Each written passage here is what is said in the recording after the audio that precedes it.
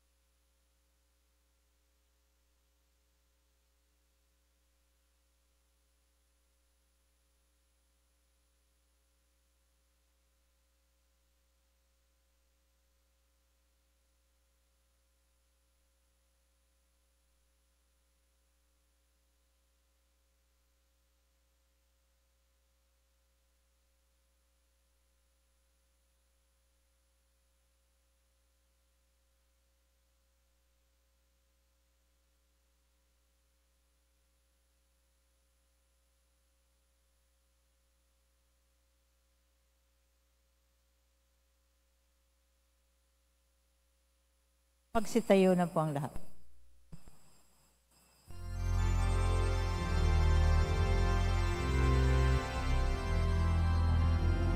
Puri sa kaitaasan, siya'y papurihan, Diyos ng lahat bata.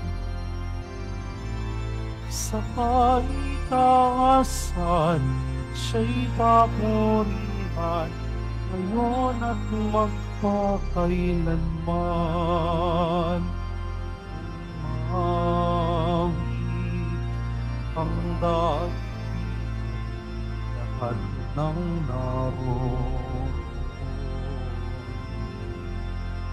Mawit ang sangkatauhan, purihin ng Panginoon. Papuri sa kaitaasan, siya'y papurihan, kapangyarihan, Diyos ng lahat, papuri sa kaitaasan, siya'y papurihan, ngayon at magpakailanman. At ng Anak at ng Espiritu Santo, Amen. sumainyo ang Panginoon. At sumayo rin. Mga kapatid, aminin natin ang ating mga kasalanan upang tayo'y maging marapat gumanap sa banal na pagdiriwang. Tayo pong lahat, inaamin ko sa makapangyarihang Diyos At sa inyo mga kapatid, na lubha akong nagkasala sa isip, sa salita at sa gawa, at sa aking pagkukulang. Kaya isinasamo ko sa mahal na Birheng Maria, sa lahat ng mga anghel at mga banal, at sa inyo mga kapatid, na ako'y ipanalangin sa Panginoong ating Diyos. Kaawaan tayo ng makapangyarihang Diyos, patawarin tayo sa ating mga kasalanan, at patnubayan tayo sa buhay na walang hanggan. Amen.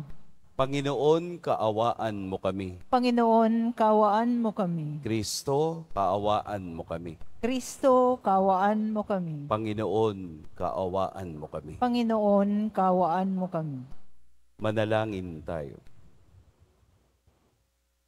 Ama naming makapangyarihan, lakas ka ng mga walang inaasahan kundi ikaw. Ang pagluhog namin ay iyong pagbigyan sapagkat kami mga tao lamang na pawang mahihina kapag iyong iniwanan. Kaya naman kami lagi mong tulungan upang sa pagtupad ng iyong mga kautusan, ikaw ay aming mabigyang kasiyahan sa aming iniisip at ginagawa araw-araw. Sa pamamagitan ni Hesukristo, kasama ng Espiritu Santo, magpa sa walang hanggan. Amen. Magsiupo po ang lahat.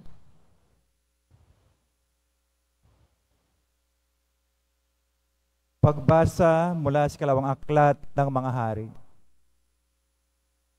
Dumating ang oras na si Elias ay kailangan ng kunin ng Panginoon.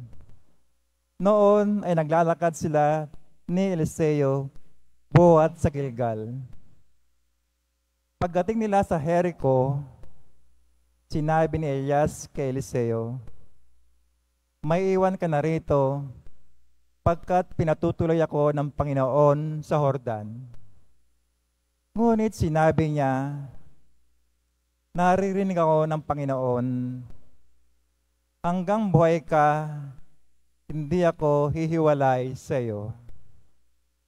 At nagpatuloy sila sa paglalakad. Sinundan sila ng pangkat ng mga propeta at pinanood sa di kalayuan nang sila'y tumigil sa tabi ng ilog Jordan. Hinubad ni Elias ang kanyang balabal at inihampas tubig, nahawi ang tubig at sila'y tumawid.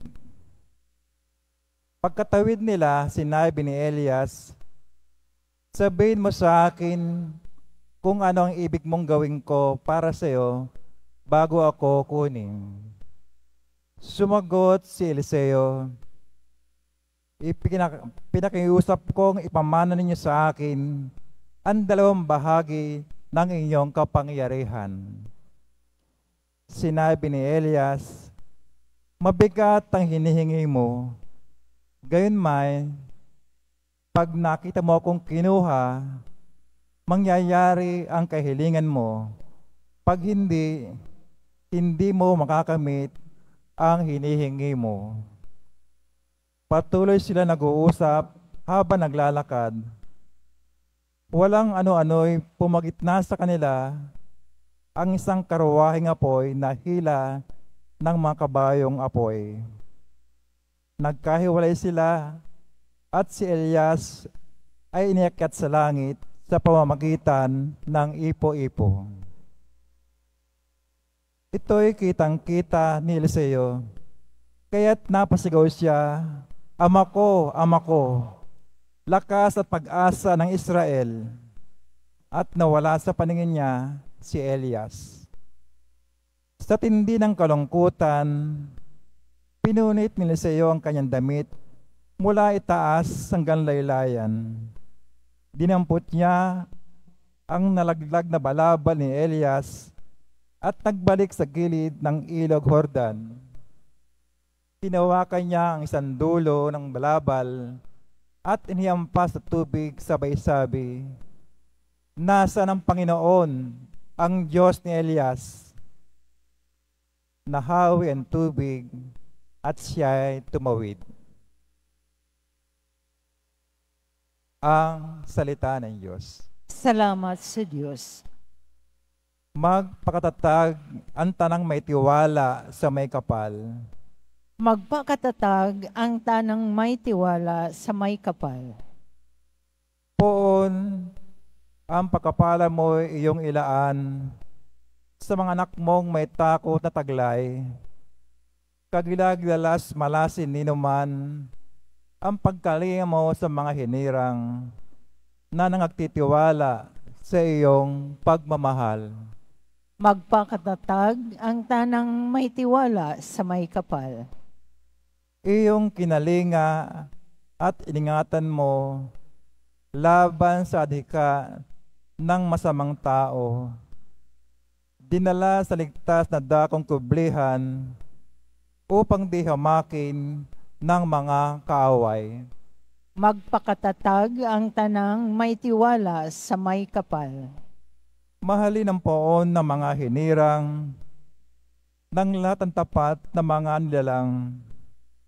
Ang tapat sa kanya ay iniingatan, ngunit ang palaloy pinarurusahan.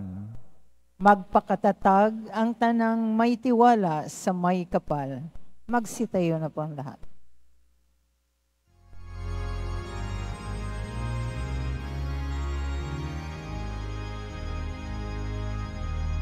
Hallelujah, hallelujah,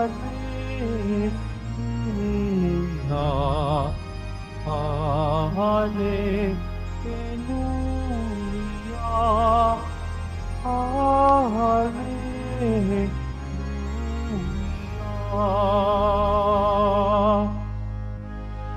Ang sakin ng pamahal, tutupad sa aking aral, na mata ko'y mananahan. Hallelujah, hallelujah, hallelujah, hallelujah.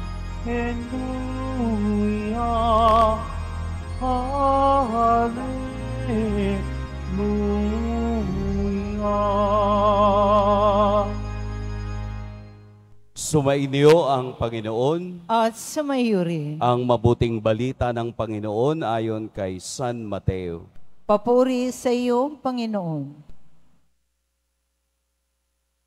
Noong panahong iyon, sinabi ni Jesus sa kaniyang mga alagad, "Pag-ingatan ninyo na huwag maging pakitang tao lamang ang paggawa ninyo ng mabuti. Kapag ganyan ang ginawa ninyo, wala kayong matatamong gantimpala buhat sa inyong amang nasa langit. Kaya nga, kapag naglilimos ka, huwag mo nang ipagmakaingay ito, katulad ng ginagawa ng mga mapag-imbabaw doon sa sinagoga at sa mga lansangan. Ginagawa nila ito upang purihin sila ng mga tao. Sinasabi ko sa inyo, tinanggap na nila ang kanilang gantimpala. Ngunit kung naglilimos ka, huwag mo nang ipaalam ito kahit sa iyong pinakamatalik na kaibigan upang malihim ang iyong paglilimos. At gagantihan ka ng iyong amang nakakikita ng kabutihang ginagawa mo ng lihim." At kapag nananalangin kayo, huwag kayong tumulad sa mga mapag-imbabaw. Mahilig silang manalangin ng patayo sa mga sinagoga at sa mga panulukang daan upang makita ng mga tao. Sinasabi ko na sa inyo, tinanggap na nila ang kanilang gantimpala. Ngunit kapag nananalangin ka, pumasok ka sa iyong silid at isara mo ang pinto. Saka ka manalangin sa iyong amang hindi mo nakikita at gagantihan ka ng iyong amang nakakakita ng kabutihang ginagawa mo ng lihim. Kapag nag-aayuno kayo, huwag kayong magmukhang malungkot tulad ng mga mapagpaimbabaw. Hindi sila nag-aayos upang malaman ng mga tao na sila'y nag-aayuno. Sinasabi ko sa inyo, tinanggap na nila ang kanilang gantimpala. Kapag ikaw ay nag-aayuno, mag-ayos ka ng buhok at maghilamos upang huwag mapansin ng mga tao na nag-aayuno ka. At ang iyong amang hindi mo nakikita, ang siya lamang makakaalam nito. Siya na nakakakita ng kabutihang ginagawa mo ng lihim, ang gaganti sa iyo. Mga kapatid, ang mabuting balita ng Panginoon. Pinupuri ka namin, Panginoong Heso Kristo. Magsiupo po ang lahat. Magandang umaga po sa lahat. Maraming paraan upang maging mabuting tao. Napakarami. Kahit na nga mismo yung hindi naniniwala sa Diyos, ay kaya ring maging mabuting tao.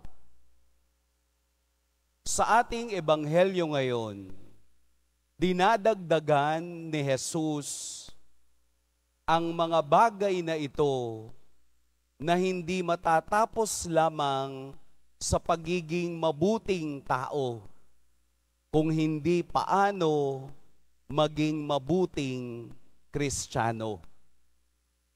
Kaya po sa ating napakinggan na pagbasa, may 3 tayong magiging batayan kung papaanong lalago sa pananampalataya bilang Kristiyano. Maliwanag nating napakinggan ang 3 bagay na ito. Ano po yung 3?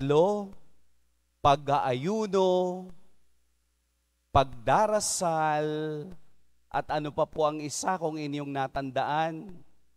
Pag-aayuno, pagdarasal, at paglilimos. Prayer, almsgiving, and fasting. Sa Tagalog po kasi na ebanghelyo, nakalagay dito ay kapag naglilimos ka, kapag nagdarasal ka, kapag nag-aayuno ka. Sa English po kasi ang nakalagay ay when.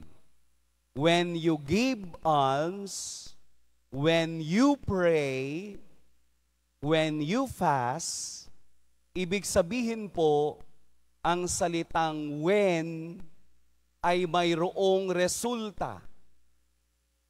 Ang pagkakaiba ng when at if, ang if kasi conditional. Hindi katulad ng when mayroong resulta. Kapag ikaw ay nagdarasal, eto ang mangyayari. Kapag ikaw ay nag-aayuno, ang amang nasa langit. Kapag ikaw ay naglilimos, eto yung nangyayari. Ibig sabihin po, ang bawat galaw na ginagawa natin sa 3 bagay na ito ay may patutunguhan. mayroong ending. At ang ending ay walang iba kung hindi ang kaligayahan ng amang nakakakita sa lahat ng gumagawa nito. Tingnan nyo ring mabuti kung ilang beses ginamit ang salitang mapagpaimbabaw. Sa bawat saknong, ito ang gagawin mo, pero ito ang ginagawa ng mga mapagpaimbabaw. Ano ba yung salitang mapagpaimbabaw? Sa English, hypocrite. Kaya lang kasi walang translation nito doon sa original na lengguwahe na sinasalita ni Jesus. Ang salitang hypocrite ay galing po sa mga Greek and Romans na mga artista na gumaganap sa teatro. Kaya nga sila naglalagay ng maskara. Kaya ang tawag sa kanila ay role-playing. Role-playing. Hypocrite. Kaya ang lahat ng nagkukunwari, ang lahat ng nagro-roleplay ay tinatawag noong hypocrite. Mapagpaimbabaw. Hanggat lumalim ang kahulugan nito, hanggang sa panahon natin na ang tawag natin sa mga taong hindi totoo at nagkukunwari ay mapagpaimbabaw. Kaya binabalanse ng ating ebanghelyo ngayon kung anong klase ang mapagpaimbabaw sa totoong gumagawa nito. Ibig sabihin po, pwede pala na ang tatlo na bagay na ating nabanggit ay gawin mo lang when you are playing a role. Magagawa mo lang pala ito kung ikaw ay hindi totoo sa sarili mo. Pwede ka palang kunwaring nagdarasal lang. Di po ba? Pwedeng kunwaring nanglilimos lang. Pwede rin palang kunwari nagda-diet ako o nagpa-fasting ako. Pwede palang kunwari ang lahat ng ito.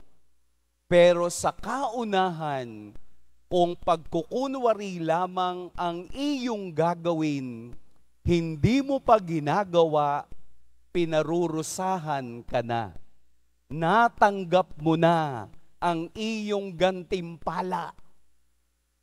Eh di gawin mo na ng tama. Gawin na natin ang tama upang ating matanggap ang regalo at biyaya ng Diyos. Hindi na po bago yung tatlo. Hindi na po bago sa ating ebanghelyo ang tatlong ito. Sa libro ni Sirach, mababasa natin doon ang pag-aayuno. Sa libro ni Tobit, mababasa natin doon ang pagbibigay.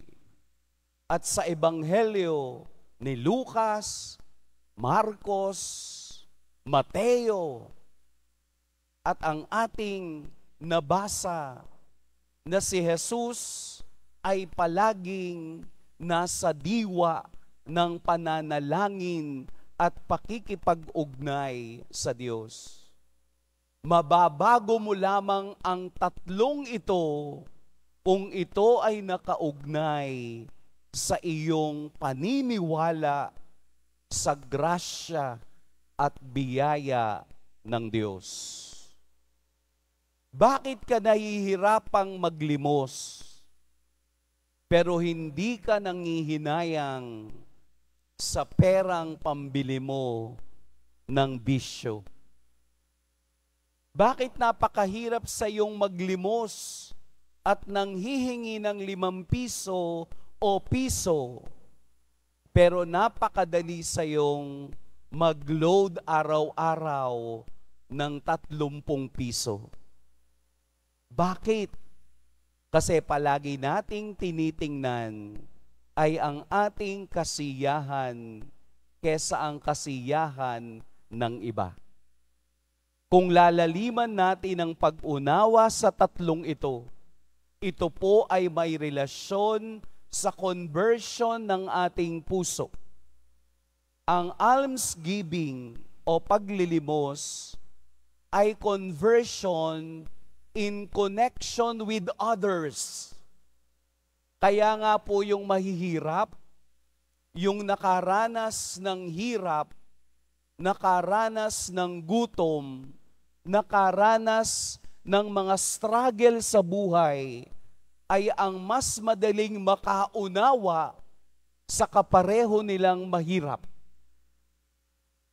Yung nakaranas ng gutom ay madaling makaunawa sa mga namamalimos sa lansangan. Yung nakaranas ng depression ang siyang madaling makaunawa sa mga taong mayroon nito.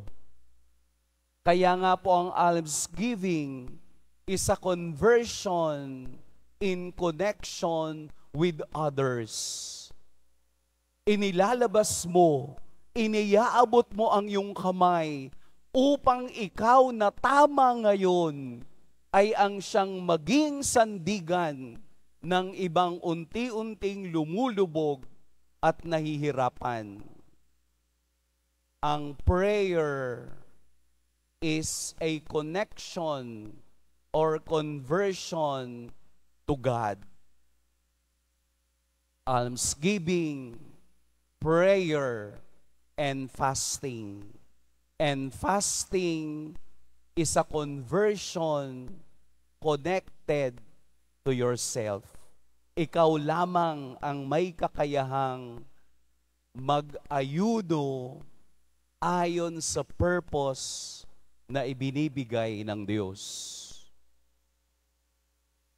Yung tatlo lamang sapat na upang tayo'y maging banal, katulad ng Amang banal sa langit. Meron ngang isang nagtanong, bakit ba napakakalma mo sa kabila ng ingay ng mundo?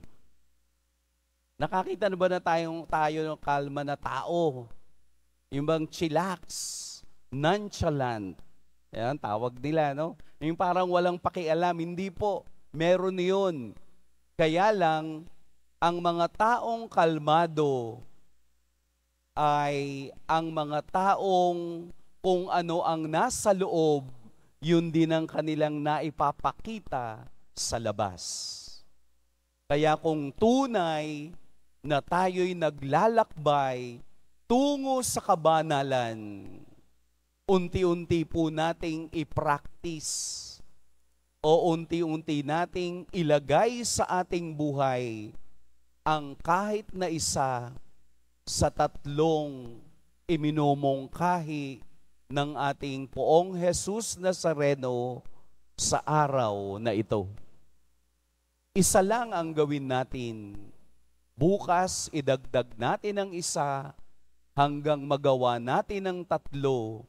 At kung ito'y palagi nating magagawa, mararamdaman natin na ang tunay na gantimpala ng Diyos ay matatamo natin sa oras na kailangan at hindi na kailangan pang ipagsabi sapagkat nalalaman ng Ama ang laman ng puso ng bawat isa. Pagpalain tayo ng Poong may kapal.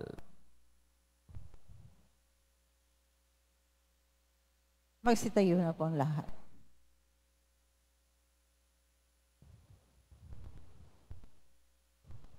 Minamahal kong mga kapatid, manalangin tayo sa Diyos ng katotohanan at pag-ibig para sa mga biyaya ng katotohanan at katapatan sa simbahan at sandaigdigan.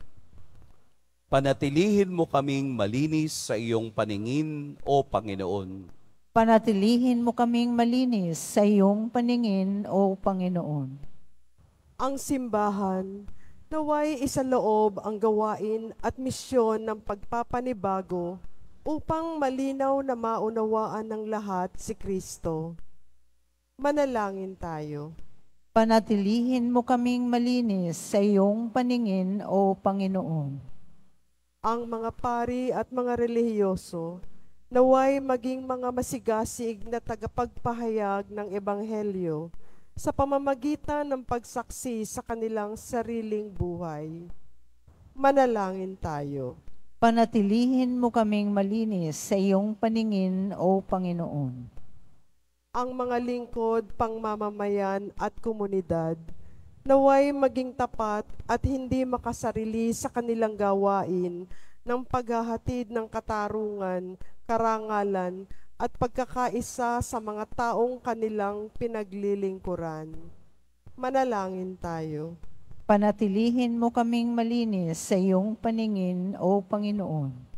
Ang mga may sakit at mga nabibigitan sa buhay, naway makita ang di karaniwang pag-ibig at pagkalinga ng Diyos sa pamamagitan ng kanilang mga kapamilyang nag-aalala sa kanilang kapakanan. Manalangin tayo. Panatilihin mo kaming malinis sa iyong paningin, O Panginoon.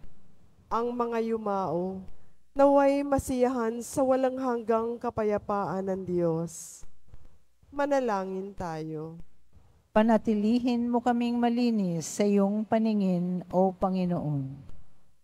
Ang lahat ng ating mga intensyon, ang mga personal na intensyon para sa trabaho, sa abroad, sa ating pamilya.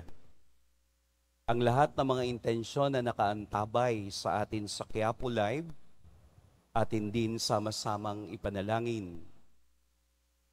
At upang tayong lahat ay magkaroon ng katiwasayan sa biyaya ng Diyos. Manalangin tayo. Panatilihin mo kaming malinis sa iyong paningin, O Panginoon. Ama naming Diyos, tulungan mo kaming ibigin at paglingkuran ka sa diwa ng katotohanan sa pamamagitan ni Jesus na aming daan patungo sa iyo. Hinihiling namin ito sa pamamagitan niya na aming Panginoon. Amen. Magsiupo po ang lahat.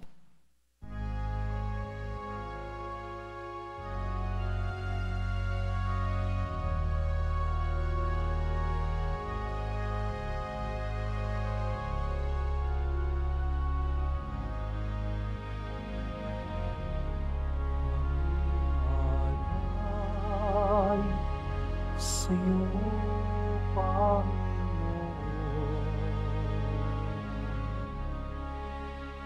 ang tinapay at alak ng iyong kaloob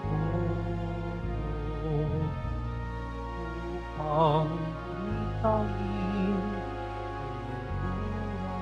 ang buhay na inalay bilang isang sambayanan.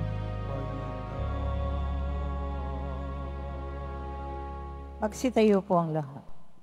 Madalangin kayo mga kapatid upang ang paghahain natin ay kalugdan ng Diyos amang makapangyarihan. Tanggapin nawa ng Panginoon itong paghahain sa iyong mga kamay, sa kapurihan niya at karangalan sa ating kapakinabangan at sa buong sambayanan niyang banal. Ama naming lumikha, kami ginawa mong may angking katauhan na dapat pakanin at pangalagaan at iyong dinudulutan ng banal na pakikinabang. Ipagkalob mong kami huwag magkulang sa mga inuukol mo sa aming kapakanan sa pamamagitan ni Jesucristo kasama ng Espiritu Santo magpa sa walang hanggan. Amen. Sumainyo ang Panginoon. At sumaiyo rin. Itaas sa Diyos ang inyong puso at diwa. Itinaas na namin sa Panginoon. Pasalamatan natin ang Panginoong ating Diyos. Marapat na siya ay pasalamatan. Ama naming makapangyarihan, tunay ngang marapat na ikaw ay aming pasalamatan. Pinagbibigyan mong ito'y aming maihayag, kahit na ito'y walang anumang maidaragdag, sa kadakilaang sa iyo ay likas. Sa pagpupuri nami ang nakikinabang, ay kami rin iyong pinakikiharapan sa pamamagitan ng iyong anak na minamahal. Kaya kaisa ng mga anghel na nagsisiawit ng papuri sa iyo, nang walang humpay sa kalangitan, kami nagbubunyi sa iyong kadakilaan. Santo, Santo, Santo, Panginoong Diyos ng mga hukbo, napupuno ang langit at lupa ng kadakilaan mo, Hosana sa kaitaasan. Pinagpalang na paririto sa ngalan ng Panginoon, Hosana sa kaitaasan. Magsiluhod po ang lahat. Ama naming banal, ikaw ang bukal ng tanang kabanalan. Kaya't sa pamamagitan ng iyong Espiritu, gawin mong banal ang kaloob na ito upang para sa amin maging katawan at dugo ng aming Panginoong Heso Kristo. Bago niya pinagtiis ang kusang loob na maging handog, hinawakan niyang tinapay, pinasalamatan kaniya, pinaghati-hati niya iyon, iniabot sa kaniyang mga alagad at sinabi, "Tanggapin ninyong lahat ito at kanin, ito ang aking katawan na ihahandog para sa inyo."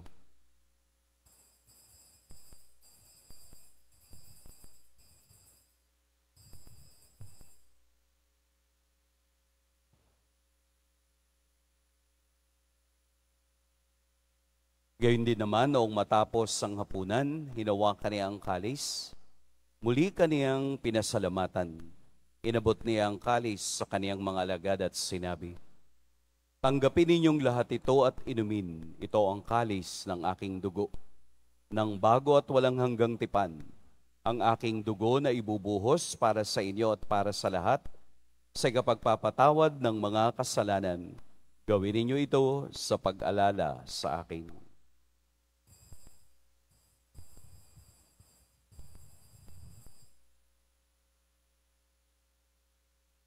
Magsitayo na po ang lahat.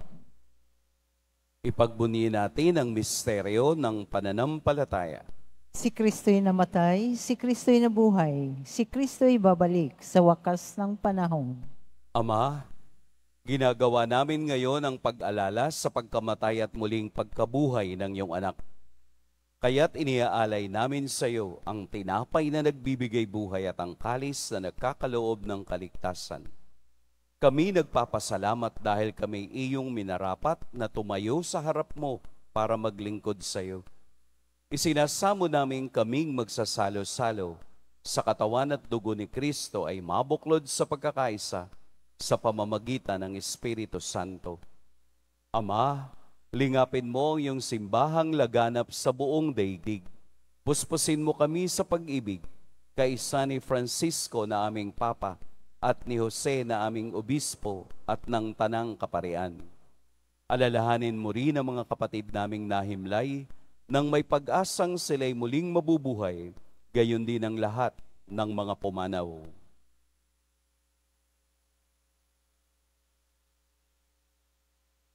Kaawaan mo sila at patuloyin sa iyong kaliwanagan. Kaawaan mo at pagindapating kaming lahat na makasalo sa iyong buhay na walang wakas. Kaisa ng mahal na Birheng Maria na ina ng Diyos, ng kabiyak ng puso niyang si San Jose, kaisa ng mga apostol ni San Juan Bautista, at ng lahat ng mga banal na namuhay dito sa daigdig ng kalugod-lugod sa iyo, maipagdiwang nawa namin ang pagpupuri sa ikararangal mo sa pamamagitan ng iyong anak na aming Panginoong Heso Kristo. Sa pamamagitan ni Kristo, kasama niya at sa Kaniya, ang lahat ng parangal at papuri sa iyo, Diyos, Amang makapangyarihan, kasama ng Espiritu Santo, magpa sa walang hanggan. Amen. Sa tagubilin ng nakagagaling na utos at sa turo ni Jesus, na Panginoon natin at Diyos, ipahayag natin ng lakas loob. Ama namin, sumasalangit ka, sambahin ang ngalan mo. Mapasa amin ang kaharian mo, sundin ang loob mo, dito sa lupa para nang sa langit. Bigyan mo kami ngayon ng aming kakanin sa araw-araw, at patawarin mo kami sa aming mga sala, para ng pagpapatawad namin sa nagkakasala sa amin. At huwag mo kaming ipahintulot sa tukso, at iadya mo kami sa lahat ng masama. Hinihiling namin kami iadya sa lahat ng masama. Pagkalooban ng kapayapaan araw-araw, iligtas sa kasalanan at ilayo sa lahat ng kapahamakan, samantalang aming pinananabikan ang dakilang araw ng pagpapahayag ng tagapagligtas naming si Hesukristo. Sapagkat iyo ang kaharian at ang kapangyarihan at ang kapurihan magpakailanman. Amen. Panginoong Hesukristo, sinabi mo sa iyong mga apostol, kapayapaan ang iniiwan ko sa inyo, ang aking kapayapaan ang ibinibigay ko sa inyo. Tunghayan mo ang aming pananampalataya at huwag ang aming pagkakasala. Pagkalooban mo kami ng kapayapaan at pagkakaisa ayon sa iyong kalooban, kasama ng Espiritu Santo, magpa sa walang hanggan. Amen. Ang kapayapaan ng Panginoon naway laging sumainiyong lahat. At sumayo rin. Magbigayan kayo ng kapayapaan sa isa't isa. Kordero ng Diyos na nag-aalis ng mga kasalanan ng sanlibutan, maawa ka sa amin. Kordero ng Diyos na nag-aalis ng mga kasalanan ng sanlibutan, maawa ka sa amin. Kordero ng Diyos na nag-aalis ng mga kasalanan ng sanlibutan, ipagkaloob mo sa amin ang kapayapaan. Magsiluhod po ang lahat. Narito si Jesus ang karurukan ng ating kabanalan. Ito ang kordero ng Diyos, itong nag-aalis sa mga kasalanan ng sanlibutan. Mapapalad ang inaanyayahan sa kaniyang piging. Panginoon, hindi ako karapat-dapat na magpatuloy sa iyo. Ngunit sa isang salita mo lamang ay gagaling na ako.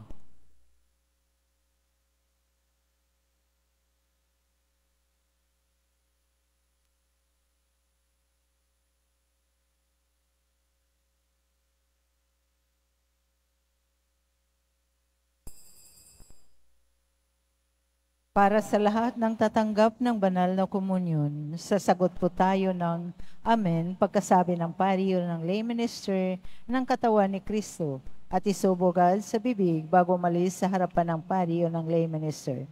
Sumunod po tayo.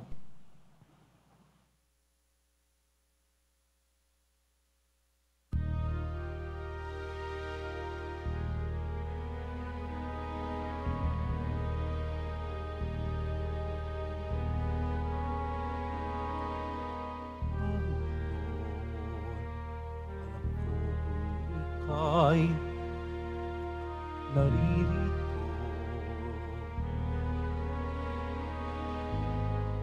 inatuloy na sa tabi ko. Sa kapahamakan, iniligtas ako sa buhay na walang hanggan, akay mo.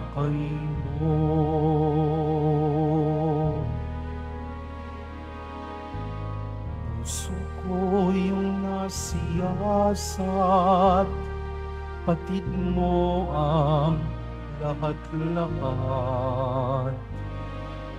Ang aking mga panunungo at ang aking mga pagtayo. Kamay ko'y lagi mong tangan pag sa bingit ng kamatayan. Ako sa iyong bisig, tanungan ko ang iyong pag-ibig, Panginoon. Alam kong ika'y naririto,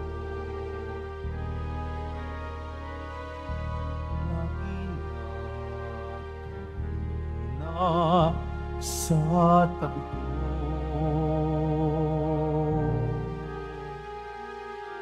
Sa kapahamakan,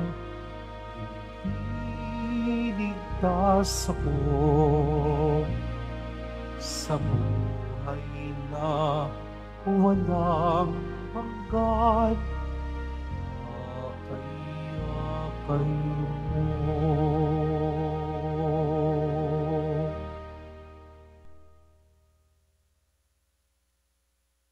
Announcement. Sa June 24, Lunes, dakilang kapistahan ng pagsilang ni San Juan Bautista. Ang oras ng ating mga misa sa araw na iyon ay katulad ng linggo at ang ating fiesta mass ay sa ganap na 12 at 15 minuto ng tanghali sa pamumunuan ng kanyang kabunian Jose Cardinal Advencula, Arsobispo ng Maynila.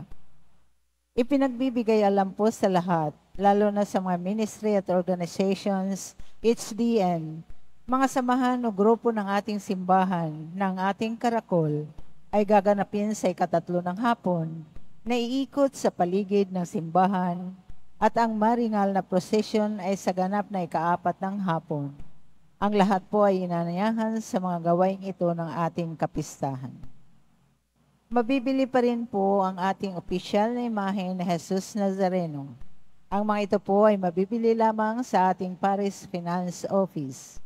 Ang malilikom po na pondo ay gagamitin sa pagsasaayos ng ating Adoration Chapel at Baptistry. Pagkatapos ng misa, wiwisikan po ang lahat ng banal na tubig. Pinakikiusapan ng lahat na manatili lamang muna sa inyong mga lugar. Tanging sa Quezon Boulevard o sa Plaza San Juan lamang ang labasan ng lahat. Sumunod po tayo. Maraming salamat po sa inyong pagdalaw at pagsisimba sa Basilica Minor at Pambansang Dambana ni Jesus Nazareno. Magsitayo na po ang lahat. Manalangin tayo.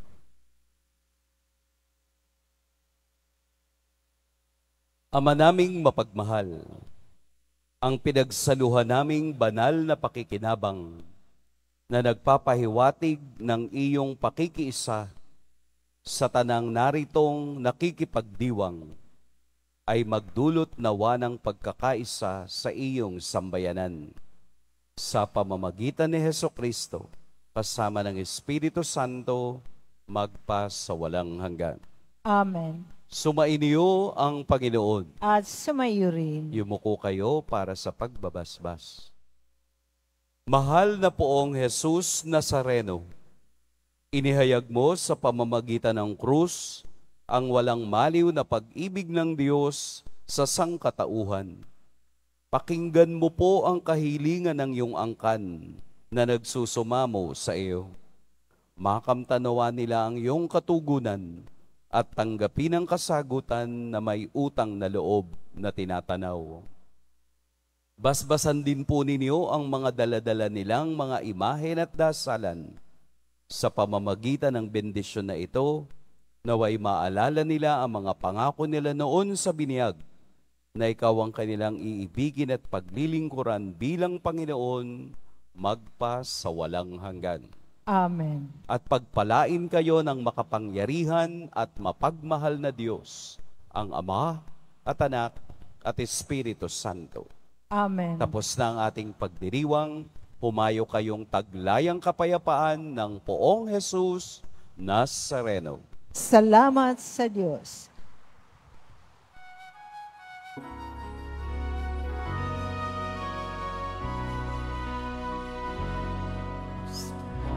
Padre Jesus Nazareno, sinasamba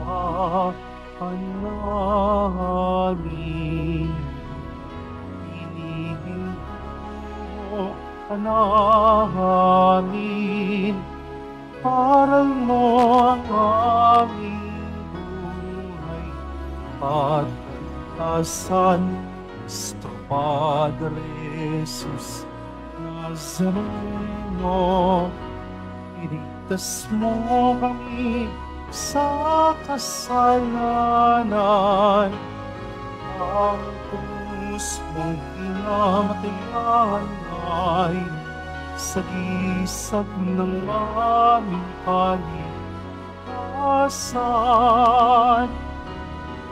Nuestro Padre, dinarangan ka namin. Nuestro Padre, Jesus Nazareno, inuwalhati namin. Nuestro Padre, Jesus Nazareno,